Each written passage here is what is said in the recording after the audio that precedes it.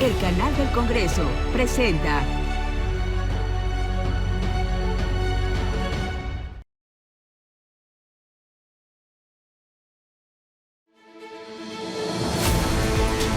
Bienvenidos a Vértice Internacional, su programa sobre asuntos globales y actualidad política internacional.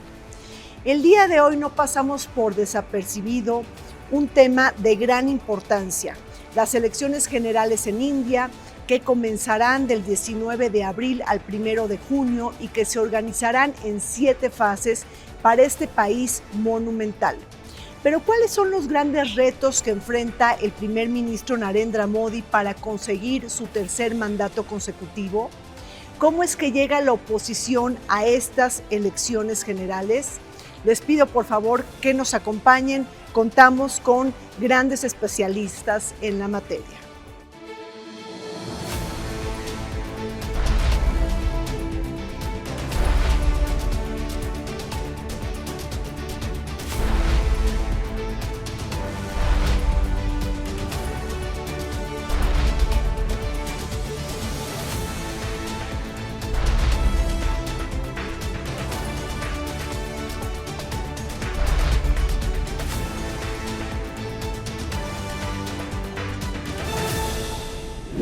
El proceso electoral en India comenzará el 19 de abril con 7 fases para disputar el liderato de la quinta economía del mundo y el país más poblado del planeta.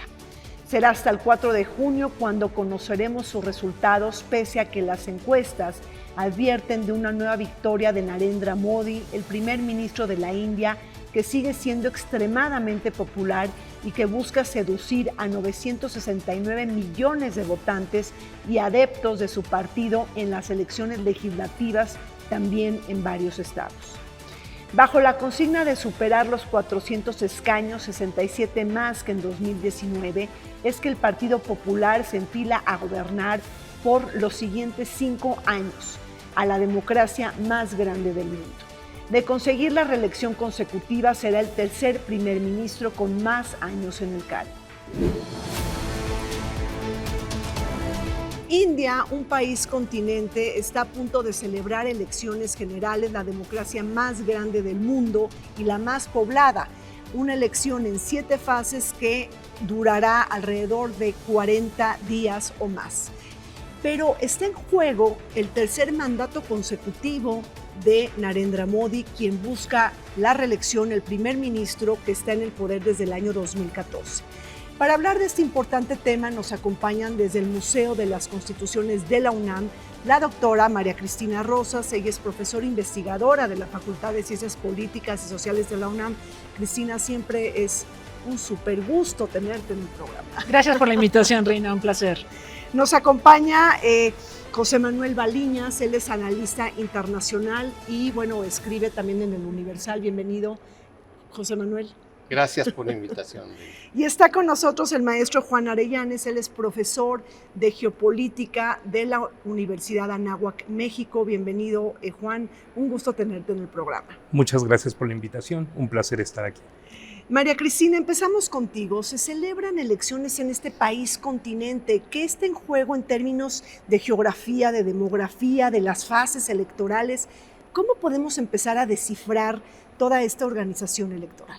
Bueno, primero, Reina, este año es tan singular, 75 procesos electorales en diversas partes del mundo, incluido México, Estados Unidos, Rusia acaba de tener elecciones, Ruanda va a tener elecciones. La Unión Europea va a elegir en el Parlamento Europeo a 720 parlamentarios. En ese contexto se inscriben las elecciones en India, donde lo que está en juego es un tercer mandato para Narendra Modi, el actual primer ministro, un personaje que pertenece a uno de los 2 grandes partidos políticos del país, el Partido Nacional, Partido Popular. El otro partido fundamental en la historia de India es el Congreso Nacional Indio, ese que pues, fue fundado a finales del siglo XIX y que fue el partido que gobernó prácticamente desde la independencia de India en 1947 hasta 2014, ¿sí? Cuando llegó al poder Narendra Modi y su Partido Popular. ¿Qué más está en juego? Bueno, todo un proyecto que el Partido Popular trae en mente. Este partido es de derecha, hay elementos de ultraderecha, es un partido profundamente nacionalista, es un partido que favorece mucho a la población hindú, que es el 80% de la población del país, pero que desfavorece a las minorías. India es un mosaico. Y ahí tenemos un tema muy interesante. Se ha favorecido mucho al hinduismo, al hindú, en detrimento, por ejemplo, de los musulmanes. Una política que ha desarrollado Narendra Modi desde que está en el poder ha sido contraria a los musulmanes. India tiene la tercera población musulmana más grande del mundo, detrás de Indonesia y detrás de Pakistán. Se define también un proyecto económico de este país porque Narendra Modi, su partido, son neoliberales, pero promueven un capitalismo de Estado. Y bueno, este capitalismo de Estado apuesta mucho al orgullo nacional de India. Con Narendra Modi hemos visto un posicionamiento económico de India como una de las economías más importantes del mundo. El orgullo nacional indio lo hemos visto en la industria aeroespacial. Presumen mucho de que son el único país, y lo son, que ha enviado una sonda espacial a Júpiter y que le costó menos que la película Gravedad de Alfonso Cuarón. Eso es lo que dice India. Pero ya están en la Luna también. Y enviaron una sonda a la Luna, entonces su proyecto espacial es grandioso y lo han hecho en un corto tiempo, si te pones a pensar cuánto le tomó a Estados Unidos o cuánto a la Unión Soviética consolidar sus proyectos espaciales.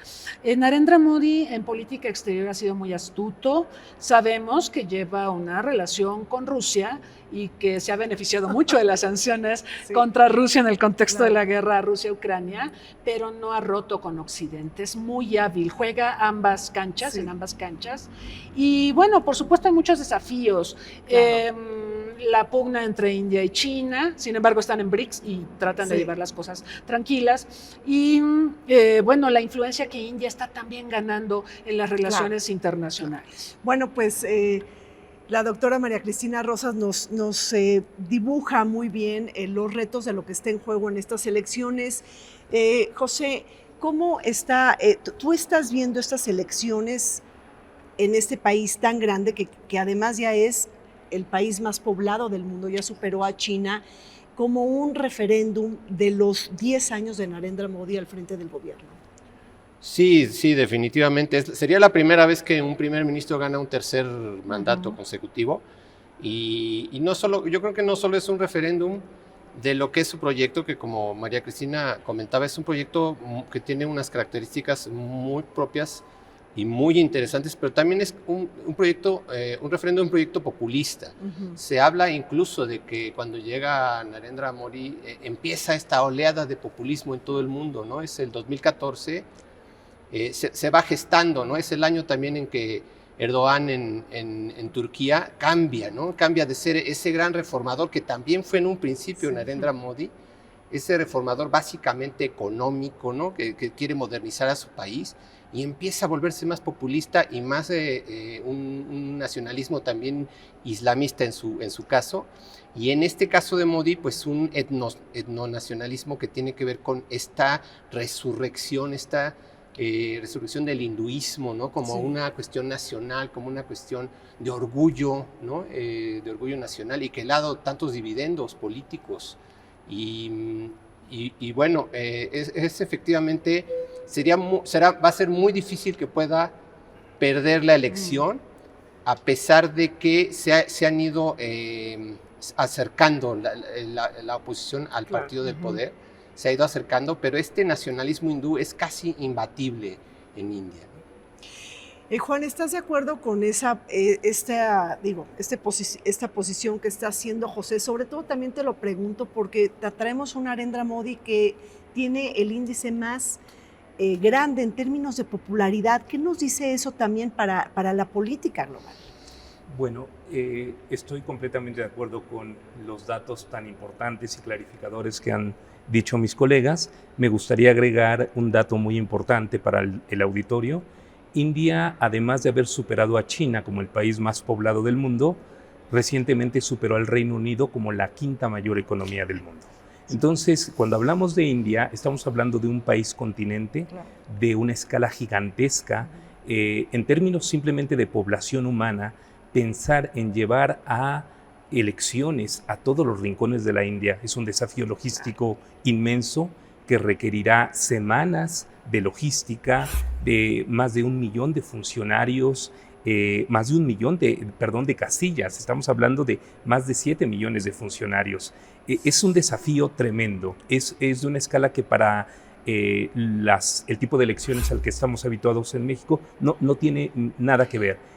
¿Cuántos millones de votantes son elegibles para de votar? De Más una o menos. población de 1.400 millones que se calcula que ya tiene la India, la población votante debe ser por lo menos la mitad, por lo menos unos 600, 700 millones de personas. Pensar esto en términos de garantizar el voto de cada una de estas millones de personas es impensable para los términos. Es una proeza realmente. Es una proeza. Y finalmente diría, sí, la popularidad de Narendra Modi es sorprendente, es espectacular, es posiblemente el líder populista de derecha más destacado en el mundo, con un perfil mucho más alto que el de Erdogan o incluso el de Viktor Orbán en Hungría, pero que de alguna manera coinciden en el tiempo. Y como bien decía Cristina, es un neoliberal que ha desarrollado un capitalismo de Estado, pero que desarrolla este nacionalismo hindú como la forma de dar legitimidad al proyecto que tiene. Es decir, el proyecto que se tiene para la India en términos de desarrollo, crecimiento económico, sobre todo en el sector de servicios, también en el desarrollo de las manufacturas e incluso en la industria aeroespacial, necesita un respaldo popular importante como forma de legitimarse.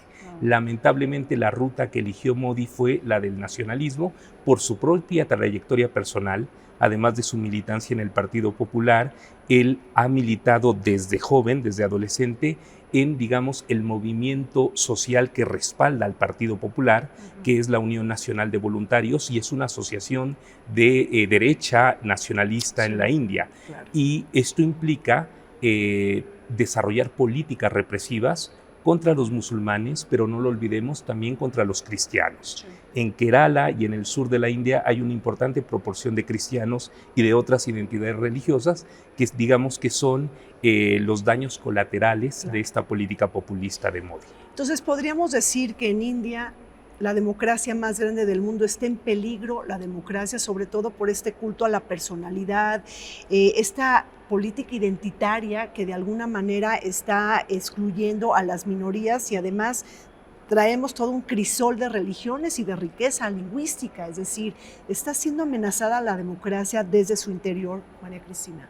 Un par de precisiones nada más. El padrón electoral lo integra 968 millones de personas y van a votar por primera vez 18 millones. Cuando vemos, todo por es ejemplo, todo es a lo bestia, todo es ¿no? gigantesco. Cuando comparas con el padrón de México, dices, ay, es como 10 veces más complicado hacerlo allá. Y además son en 7 fases, ¿no? Las y en 7 elecciones. fases, o sea, empieza esto el 19 de abril, el próximo 19 de abril, concluye el 4 de junio, 3 días después de que concluye el proceso, y es cuando sabremos resultados, aunque podemos anticipar cuáles son los resultados. Sobre tu pregunta, Modi, sí, ha tenido un culto a la personalidad, se parece mucho a otros líderes que recordamos, que fomentaban mucho la imagen a través de grandes proyectos, por ejemplo, de obras de infraestructura o a través de grandes eventos deportivos. El año pasado hubo una final de cricket entre India y Australia, y aunque perdió India, Modi logró reunir en un estadio 130,000 personas evocando el nacionalismo indio. Entonces, actos como este son frecuentes. Me acuerdo en pandemia cómo hacía rallies este hombre y propició un montón de contagios. ¿Se acuerdan que hubo un momento donde la pandemia causó miles de muertos en India? Sí, que se cree que es el evento súper contagiador más grande de toda la pandemia. De verdad. Sí. Entonces, esto te habla de la personalidad del individuo. Él quiere un culto a la personalidad, él mueve masas, él trata de reivindicar su figura, y las cifras de popularidad de que goza efectivamente son de las más altas del mundo, comparables a las de Putin en Rusia. Claro, nadie cree que Putin sea tan popular, pero bueno, las encuestas dicen que sí. Y bueno, por otro lado, recordar que India está tratando de respetar los procesos políticos. Es decir, Modi sí tiende a un autoritarismo, Pero por otro lado, sí tenemos que reconocer que el proceso electoral va a ser arduo, va a ser largo, se va a llevar a cabo, ¿sí? O sea, él no va a anular comicios aprovechando que es tan popular y decir no hacemos nada, ya tengo el apoyo popular, ¿no? Ellos están cuidando mucho las formas porque hay una reputación de India respecto a ser la democracia más grande del mundo en números, ¿sí? Vuelvo a citar lo que mencionaba hace un rato. La Europa comunitaria, su parlamento, tendrá elecciones durante 3 días en junio. Después de las de México vienen las elecciones al Parlamento Europeo. Van a elegir 720 parlamentarios. En el caso de India van a elegir de la Cámara Baja a 550, y estas son directas, la gente tiene que votar directamente por la Cámara Baja, y por el otro lado van a elegir para la Cámara Alta a 250. Bueno, que en realidad la Cámara Alta se renueva cada 2 años y no son electos directamente por la población, sino por los gobernadores provinciales. Entonces, esto marca también un estilo en la democracia de India. La Cámara Baja es masiva, se vota directamente, vota el pueblo. La Cámara Alta no es tan democrática, pero se están cuidando estos procesos, o sea, se van a llevar a cabo. Entonces, aunque sea autoritarismo, creo que Modi sí está poniendo el acento en ser visto como un líder que cuida la institucionalidad, por más que él no aparezca tan democrático. Bueno, pues así están las cosas en India cuando se celebran elecciones, un país que celebra elecciones cada 5 años. Las últimas de Narendra Modi, que resultó vencedor en 2019 y 5 años antes en 2014. Volvemos. El último índice de aprobación de líderes globales reafirma la posición destacada de Narendra Modi en la escena mundial, consolidándose como un líder altamente valorado con 78% de aprobación. La encuesta, que recoge opiniones desde finales de febrero hasta principios de marzo, muestra no solo su base sólida de apoyo, sino también su reconocimiento internacional.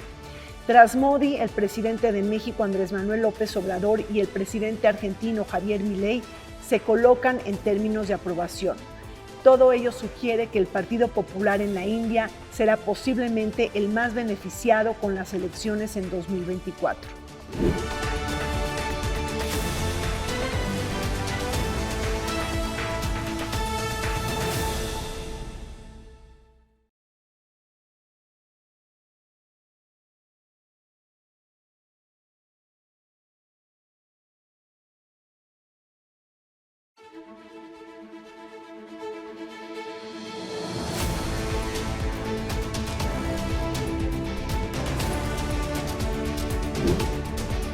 India es la democracia más grande y poblada del mundo. En abril del 2023 superó a China con más de 1.400 millones de personas.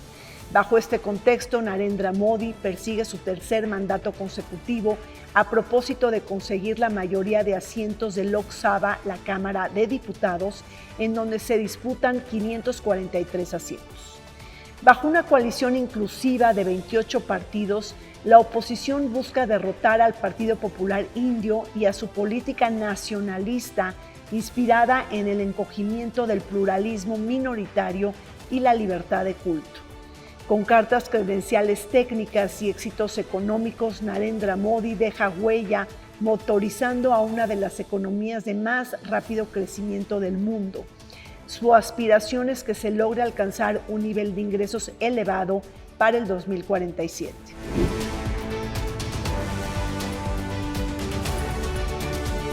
Seguimos adelante analizando las particularidades de la India cuando enfrenta elecciones generales.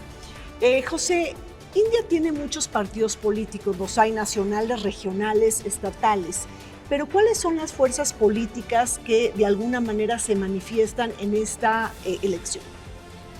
Básicamente hay 2 grandes fuerzas, que es el partido en el poder de Narendra Modi, es el partido BJP, y es este partido que hemos comentado que es de derecha, con coqueteos a la extrema derecha.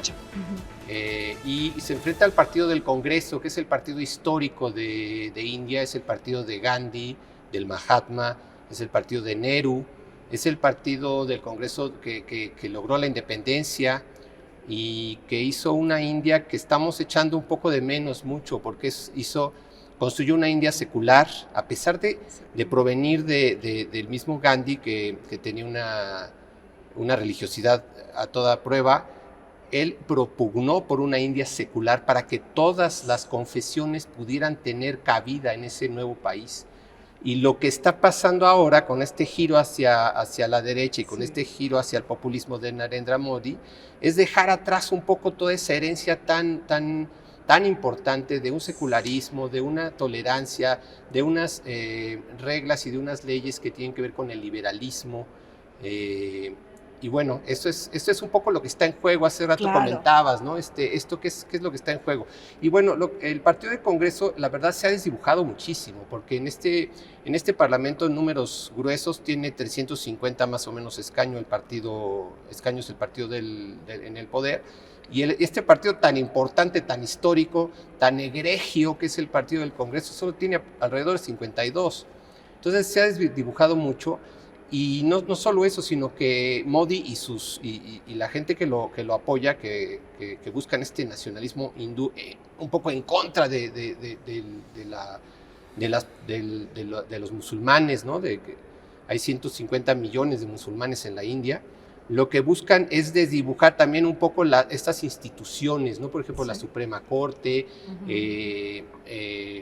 los partidos, tienen muchos partidos satélites, y bueno, el Partido del Congreso ha conformado también una coalición que le llaman India. Se llama India, que son unas siglas, ¿no? Que quiere decir, no sé si me voy a... Algo de inclusivo, ¿no? Tiene que ver con algo muy importante, que es inclusivo, porque, y con eso termino, es importante entender que el Partido del Congreso tiene raíces más hacia la izquierda.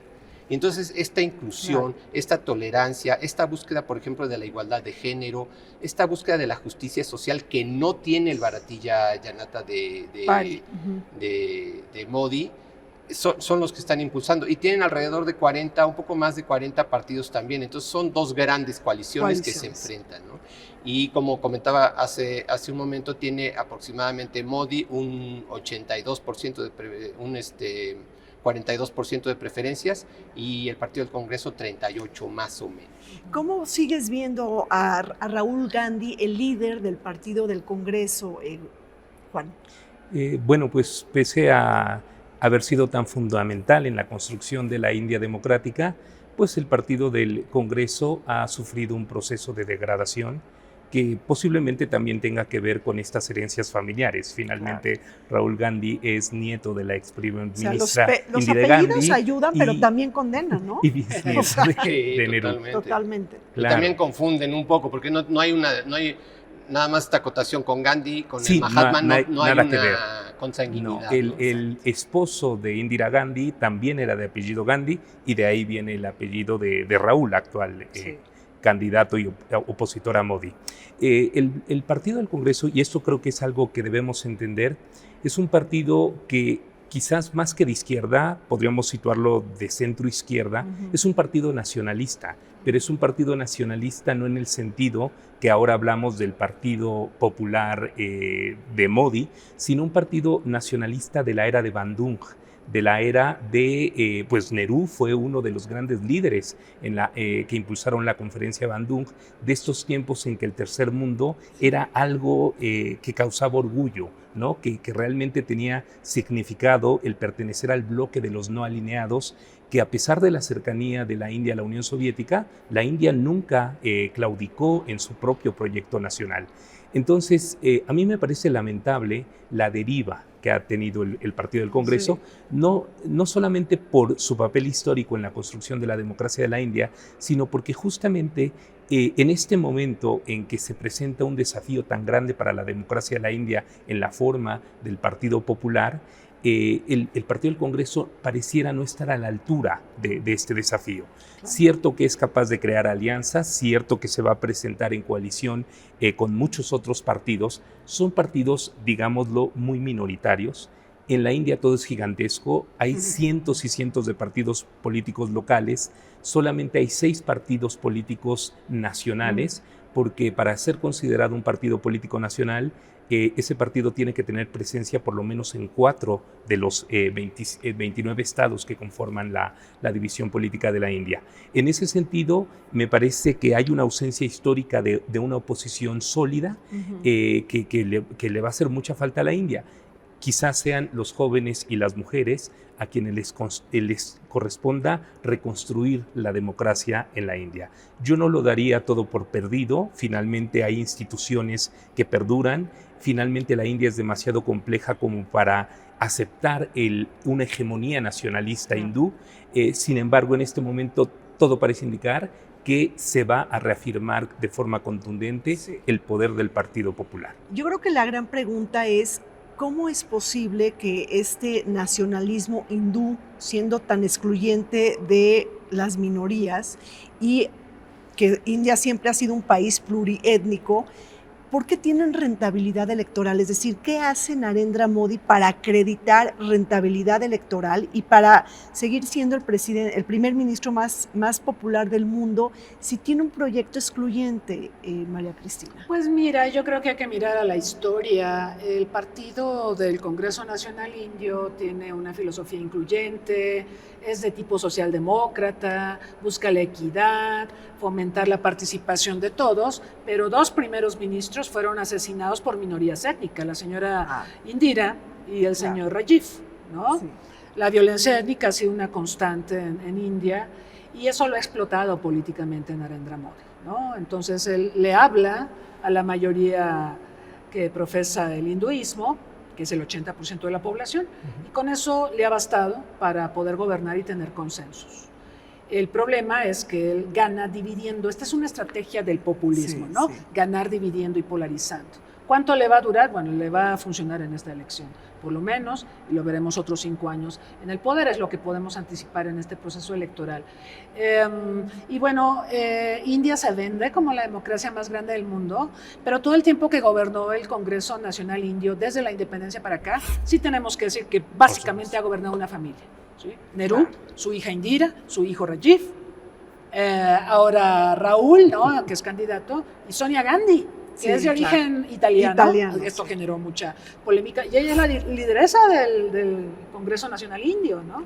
Entonces, una sola familia, en un país donde arrastran diferencias sociales, castas, que aunque oficialmente se eliminaron, siguen existiendo, sigue habiendo marginados y demás, pero bueno, esos marginados no votan, ¿verdad? Es lo que dice Narendra Modi, entonces por eso dirige su atención a la mayoría que profesa el hinduismo.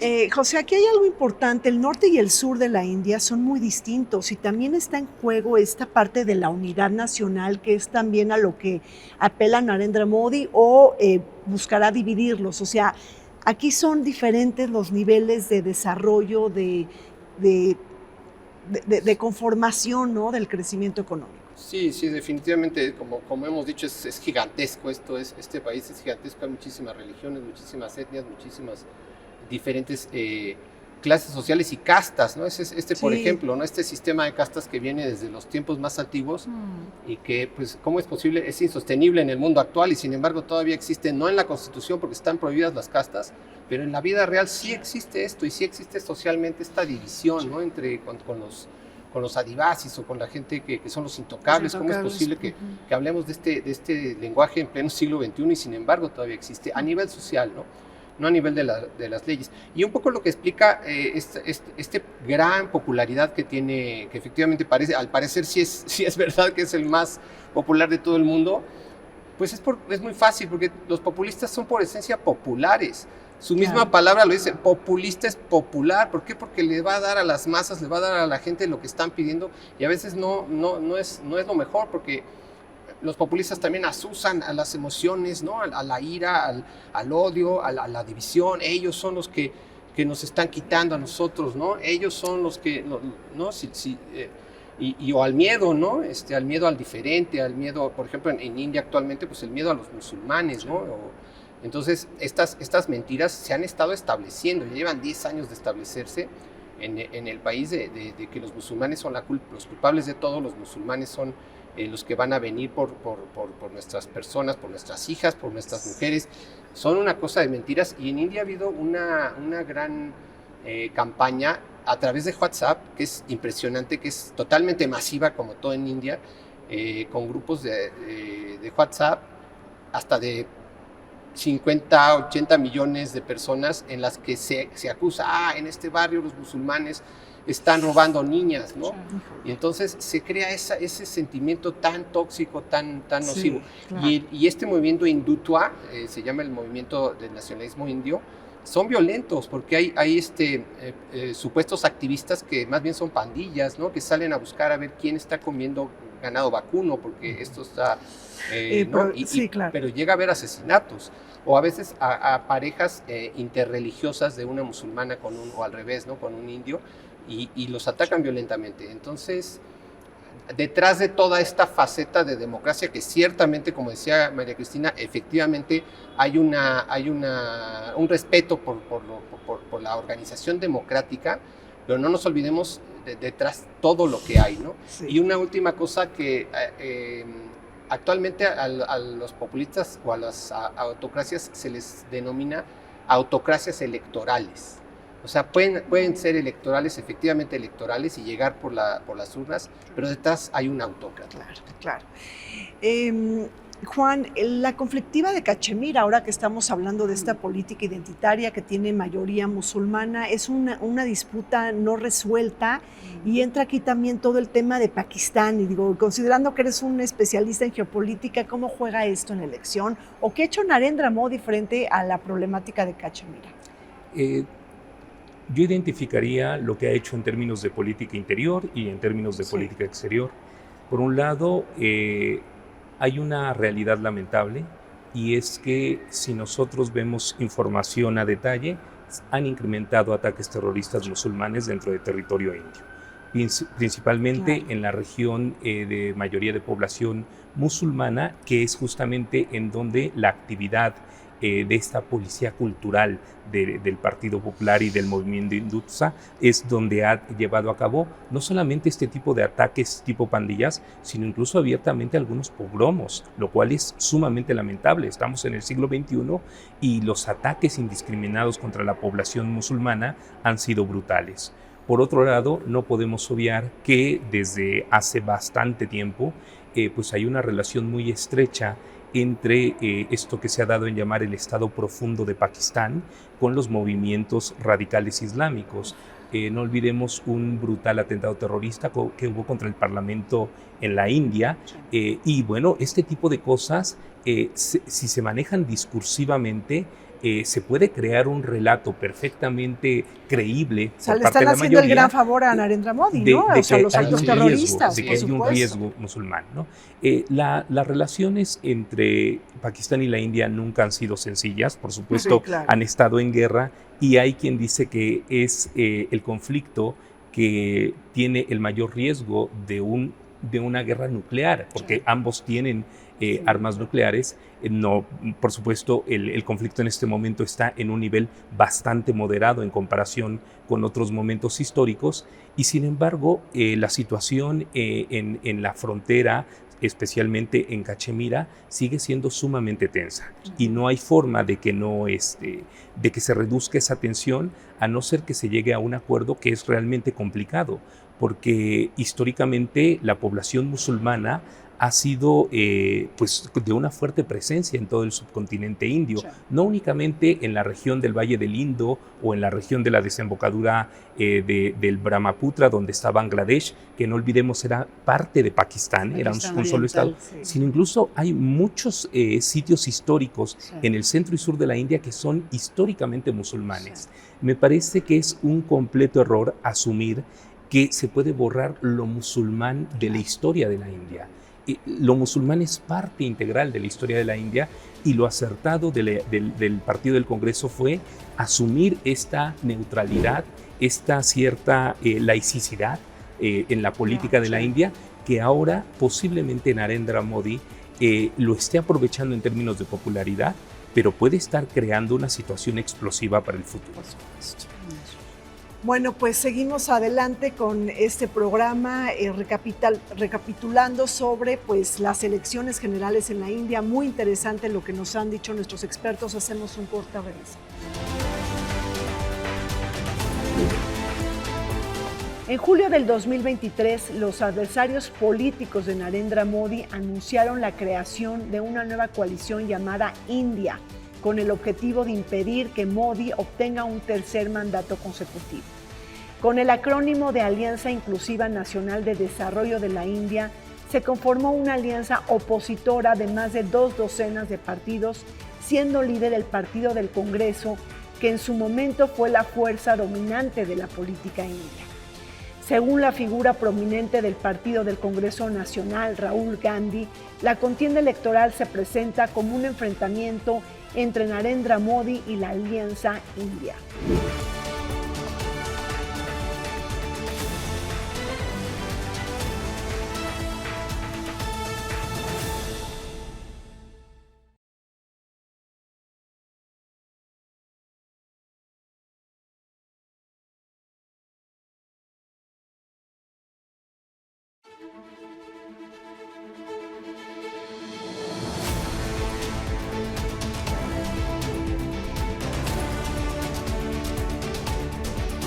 El orden multilateral enfrenta su mayor amenaza desde la Segunda Guerra Mundial y el sistema de la ONU está en el centro del escenario.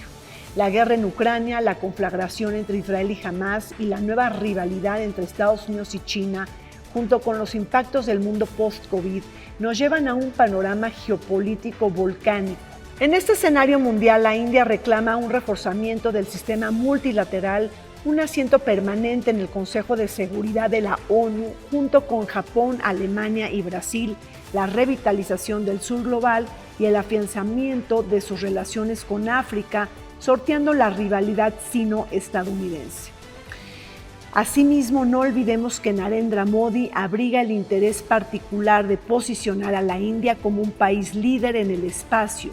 Con éxito aterrizó una nave no tripulada en el polo sur de la Luna en el 2023. Seguimos adelante comentando sobre la jornada electoral en la India.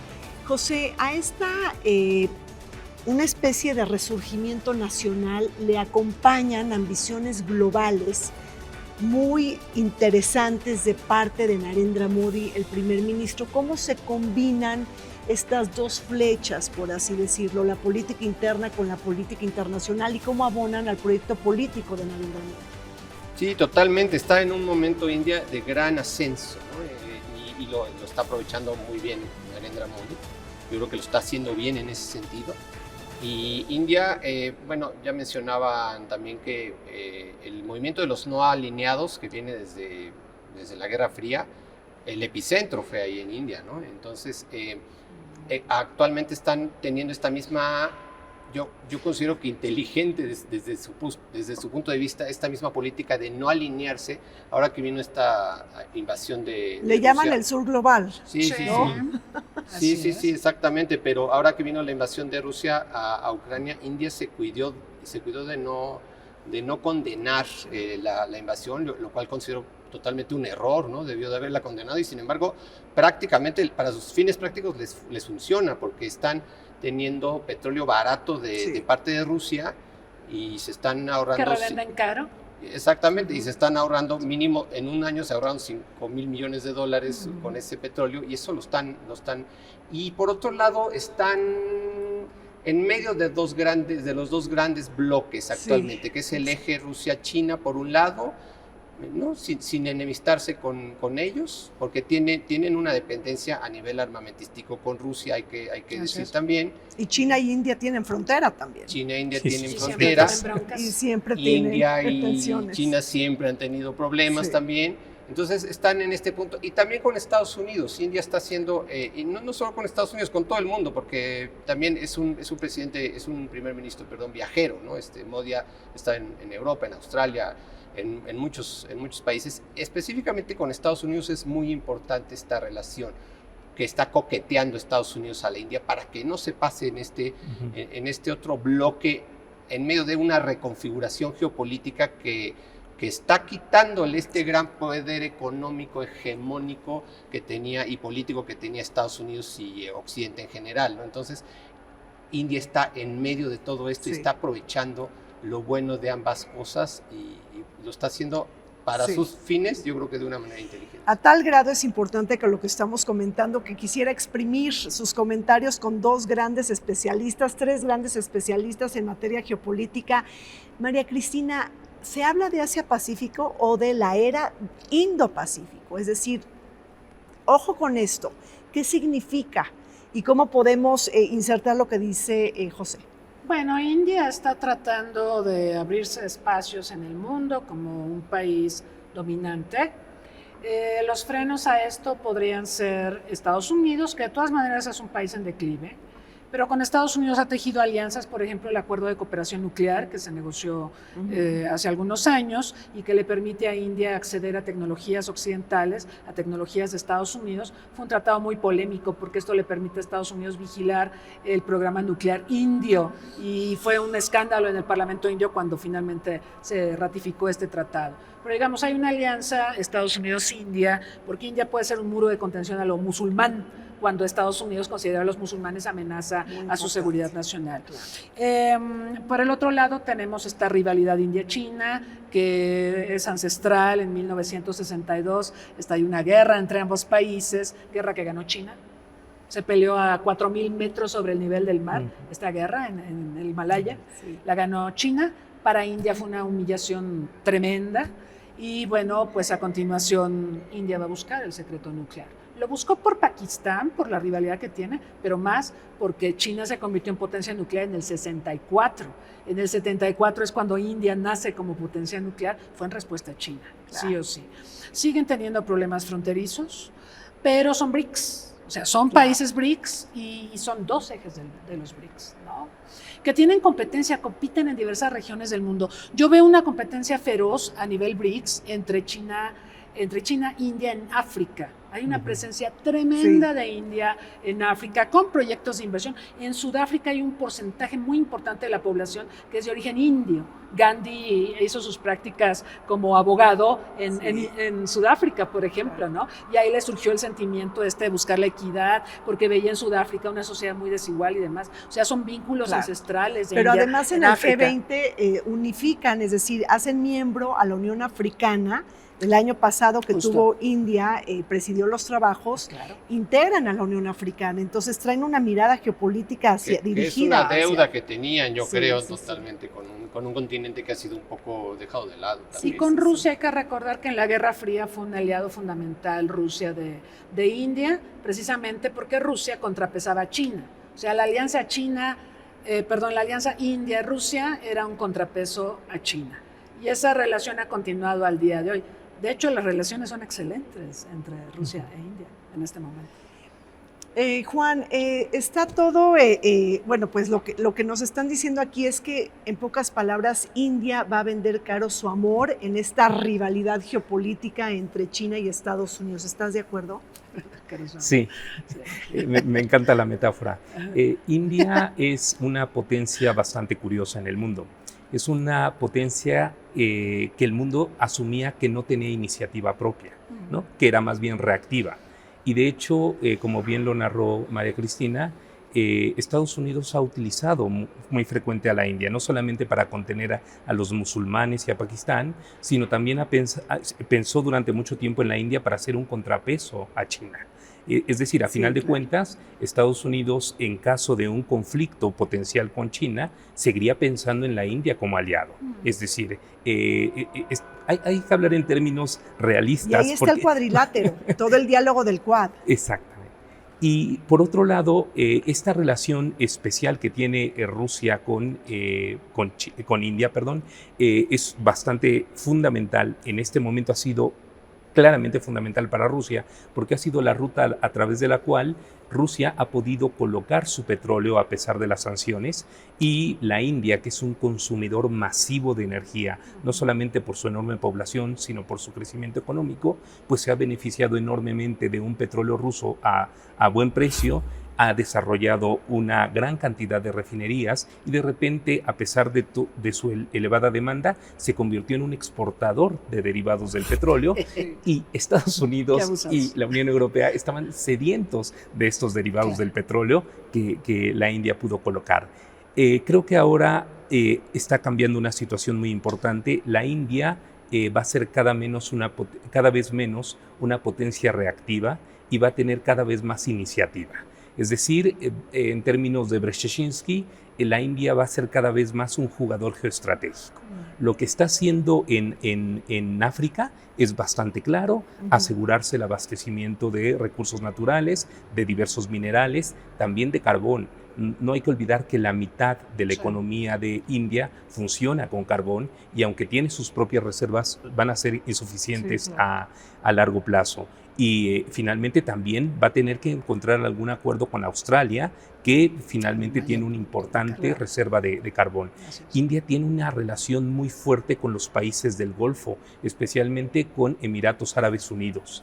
Y también no podemos olvidar algo: el mayor socio comercial de la India como mercado para sus exportaciones sigue siendo Estados Unidos, pero el mayor socio de la India en términos de compras es China. ¿Por qué? Porque la India requiere todos estos insumos intermedios que producen más a China y que son procesados ya sea por la industria de servicios de información de la India o por su propia manufactura. Entonces sí, hay una rivalidad importante entre India y China, pero el hecho de que pertenezcan al grupo BRICS, ahora BRICS Plus, y que ahí se entiendan bien y de alguna manera puedan resolver la mayoría de sus diferendos, habla de que han encontrado un escenario de buen acomodo. No necesariamente, a pesar de que no se van a resolver los conflictos, no necesariamente van a ser rivales, y BRICS puede ser un importante mecanismo para,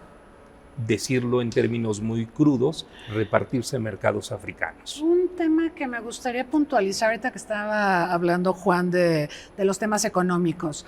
Hay dos nichos que India ha desarrollado fuertemente. Es la farmacia del mundo, es el mayor productor de medicamentos y de genéricos, que eso es muy importante porque en su política del sur global, whatever that means, le provee medicamentos baratos a un montón de países. Por ejemplo, a Sudáfrica le provee genéricos para el combate del VIH-Sida, y ese es un tema toral porque en Sudáfrica como un tercio de la población es seropositiva. El otro tema importante es que India habla inglés, o digamos una parte importante de la población habla inglés, y ellos gradúan el mayor número de ingenieros en tecnologías de la información a nivel mundial.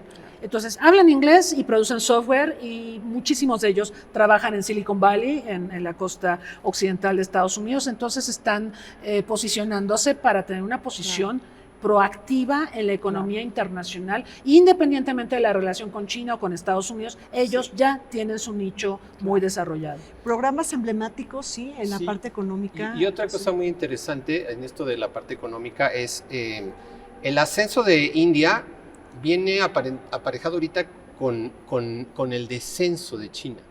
En este momento China no es ese país que estaba destinado a ser la segunda o la primera potencia del mundo. Ahorita ya los especialistas están preguntando si realmente en algún momento China va a alcanzar a Estados Unidos. A lo mejor esa profecía no se cumple. China está ahorita en un impasse económico muy fuerte, y es justo cuando India está surgiendo, y ahorita quizá podríamos profundizar en eso. Sí, y bueno, el tema también del Consejo de Seguridad. India está reclamando un espacio, una voz como miembro permanente en el Consejo de Seguridad junto a Japón, a Brasil y bueno, también a Alemania. Juan, esto también está en el discurso de Narendra Modi y surge como una flecha en materia de política exterior. Sí, se ha discutido mucho si estamos transitando efectivamente a un mundo multipolar. Posiblemente vivamos más bien en un mundo de dos bloques cada vez más claramente delimitados, más que un mundo multipolar. Es un escenario quizás más parecido al de la Guerra Fría, con la enorme diferencia de que en tiempos de la Guerra Fría la Unión Soviética y China no se querían, ahora van de la mano y se entienden bastante bien. Y la India podría convertirse potencialmente en el fiel de la balanza. Es un país con muchísimo potencial, no solamente por todas estas características económicas que ya hemos señalado. Agregaría lo que dijo Cristina sobre que hay muchos ingenieros, es el país que más ingenieros produce, muchos de los cuales trabajan en Silicon Valley. Banagol, en la propia India se está desarrollando la industria. Es decir, están desarrollando sus propios Silicon Valley. En ese sentido, la India sigue teniendo mucho potencial y la gran ventaja que tiene sobre China es que su población sigue creciendo, mientras que la población de China ya está estancada y está envejeciendo. Sí. Mientras que la India tiene todavía mucha población joven y uno de los desafíos es generar suficientes empleos, pero tiene el potencial de seguir formando ingenieros por muchísimo tiempo. En ese sentido, se habla mucho de que la India tiene mucho futuro. Creo que la India no ha terminado de tomar sus decisiones estratégicas más importantes, pero creo que esta posibilidad de jugar a dos bandos no puede ser eterna. Ahora, en este gran activismo de la India en el mundo, vemos una inserción de México, es decir, tenemos una política exterior proactiva hacia la India. ¿En dónde se coloca México frente a este país tan importante? Yo creo que hace falta insertar todavía mucho más a México en el mundo, y India es un ejemplo un poco de cosas buenas que pueden surgir de eso, ¿no? Porque tener una presencia a nivel político, a nivel de la ONU, a nivel de conflictos, a nivel de tener algo que decir en el mundo, eso es algo que nos ha faltado. ¿Qué destacarías, María Cristina, relaciones México-India? ¿Dónde estamos? Destacaría, bueno, conversé con el embajador de México en India. Hay varios obstáculos para fortalecer la relación. Desde luego el idioma y el hecho de que el español no está muy rankeado como un idioma popular en India, ¿no? Como hablan inglés, entonces tienen resuelto, no es como China que tienen que aprender inglés para relacionarse con el mundo. India habla inglés, las clases dominantes hablan inglés, los ingenieros de software hablan inglés, las farmacéuticas hablan inglés, entonces ellos ya tienen resuelto eso, pero tendríamos que impulsar más proyectos educativos, más intercambios. Tenemos algunas farmacéuticas de India operando en México con el tema de los genéricos, pero creo que hay un enorme potencial para profundizar la relación. Hay, por ejemplo, algunos nichos de mercado que ha trabajado el sector privado mexicano. No sé si podemos hablar de Cinépolis, perdón por el comercial, pero Cinépolis tiene cadenas de cines en todo el mundo y tiene importantes cadenas en India. India, que tiene una cultura cinematográfica, poder suave, de primer nivel y que busca influir, obviamente, en las audiencias internacionales. Y las salas de cine que están construyéndose en India son multitudinarias para la población más grande del mundo. Entonces, ahí hay un nicho de mercado que el sector privado mexicano, hablando de esta empresa mexicana, ha sabido aprovechar. Pero creo que sí falta una estrategia de inserción en la economía china, porque creo que podemos ser complementarios. En política exterior, los dos países pugnamos por el desarme, porque aunque India sea potencia nuclear, desde la Guerra Fría siempre impulsamos el desarme, y ese es un nicho que se puede seguir trabajando. Y además importante comentar que México fue el primer país de América Latina en establecer relaciones diplomáticas con India. ¿Dónde estamos dejando esa tradición, Juan? Como ya lo comentaba José Manuel, por el momento en pausa, en realidad, a pesar de que haya una política general pues no demasiado aperturista hacia el mundo, las dinámicas comerciales continúan, ¿eh? Es decir, los negocios no se detienen porque no haya una política exterior adecuada, y sin embargo hay importantes nichos de mercado que México no está aprovechando. Solamente para poner en contexto, el comercio entre México y Estados Unidos es 100 veces más grande que el comercio entre México y la India, literalmente 100 veces más grande. Y no es que no haya comercio, es decir, sí tenemos comercio con la India. Lo que más importamos de la India son automóviles, por ejemplo, pero también insumos intermedios para diversas manufacturas, y lo que le vendemos a la India es petróleo crudo. De las pocas exportaciones de Pemex que no van hacia los Estados Unidos, van hacia la India, porque la India está sedienta de petróleo y lo va a seguir estando mientras siga en este proceso de crecimiento. Bueno, pues muchísimas gracias a Juan, a María Cristina y a José por estar participando en esta mesa de análisis. No se vaya, seguimos adelante con el programa.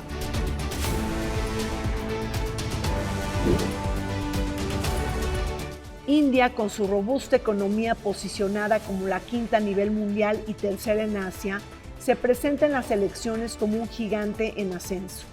Siendo la democracia más grande del mundo y miembro activo de los BRICS, el G20 y el diálogo de seguridad cuadrilateral, apuesta a maximizar su influencia geopolítica en la arena internacional. La aspiración de obtener un asiento permanente en el Consejo de Seguridad de la ONU confirma esta tendencia en tiempos de campaña electoral. Me despido de ustedes de Vértice Internacional, no sin antes agradecer al Museo de las Constituciones de la UNAM todas las facilidades brindadas para grabar este programa. Nos vemos el siguiente martes.